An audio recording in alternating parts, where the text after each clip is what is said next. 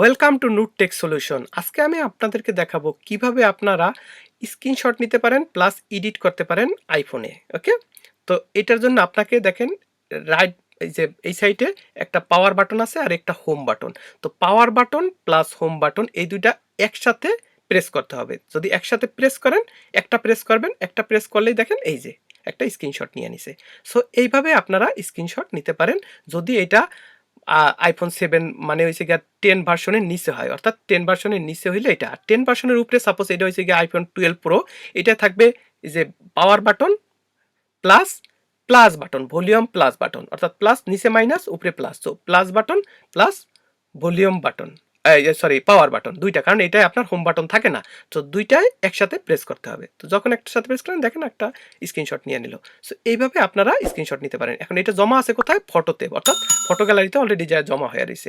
তো এখন আমরা চাইলে এই ফটো গ্যালারি থেকে এইটারে আমরা এডিট করতে পারবো। অর্থাৎ আপনার সাপোজ এটা কিনা আপনার ছবি, আপনার কিছু এডিট করা লাগবে, অর্থাৎ কিছু কম লাগবে বেশি লাগবে, তো এই জন্য আপনাকে এডিটে যাবেন।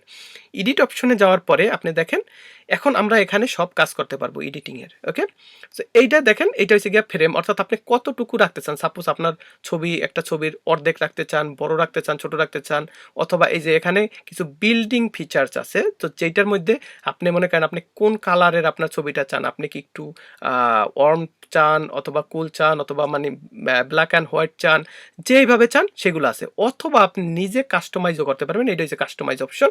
দেখেন এখানে আপনি যেইটা মন চায় সেটা আপনি কাস্টমাইজ করতে পারবেন, অর্থাৎ আপনি কতটুকু ব্রাইটনেস দিবেন, আপনি কতটুকু কালার দিবেন, আপনি কতটুকু ওয়ার্ম দিবেন, কিভাবে রাখতে চান, এভরিথিং আপনি এখান থেকে করতে পারবেন।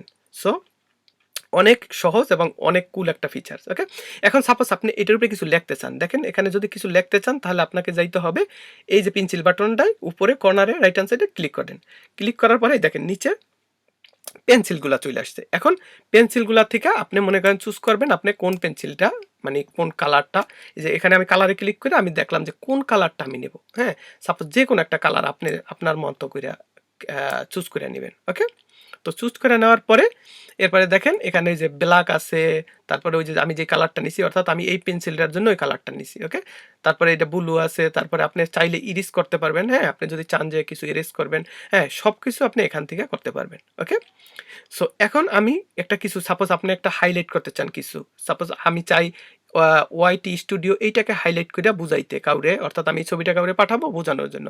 এখন আমি ওয়াইটি লিখবো, এটাই ভালো আসে না, আমি ব্ল্যাক দিলাম, সাপোজ ধরেন ব্ল্যাক নিয়ে আবার নতুন করে ওয়াইটি লেখা, এটা আমার কাছে মনে হয়েছে কারেক্ট, সো আমি একটা সাপোজ একটা টিক দিয়ে দিলাম। ওকে, সো টিক মার্ক দিয়ে আমি উপরে কর্নারে ডান দিতে হবে, তাহলে হইব গিয়া এটা ছবিটা ডান। এখন আমার এটা সেভ করার জন্য আমার নিচেও ডান করতে হবে। তো ডান করার পরে এখন অটোমেটিক্যালি আমার ফটো গ্যালারিতে এটা যাইয়া সেভ হয়ে রয়েছে।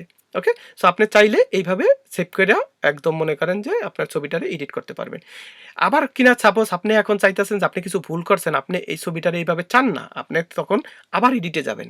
এডিট অপশনে যাইয়া আপনি দেখেন এখানে কর্নারে রিভার্ট আছে। হ্যাঁ, রিভার্টে যাইয়া আপনি ক্লিক করবেন। রিভার্টে ক্লিক করার পরে এখানে লাগছে কি রিভার্ট টু অরিজিনাল, আপনি অরিজিনালেও যাইতে পারেন অথবা ক্যান্সেল করতে পারেন। আপনি যদি এটা রাখতে চান সেটাও রাখতে পারেন, অথবা রিভার্ট টু অরিজিনাল, দেখেন ও রিভার্ট টু অরিজিনাল করছি পর যা আমি লিখছিলাম ওইটার উপরে সব চলে গেছে। সো এইভাবে আপনি চাইলে এইভাবেও করতে পারেন। সো এইটা ছিল আজকের ভিডিও। যদি মনে করেন যে এই ভিডিওটা আপনার জন্য হেল্পফুল হয়ে থাকে তাহলে অবশ্যই লাইক করবেন, শেয়ার করবেন আর সাবস্ক্রাইব করবেন আমার channel. See you in the next video. By.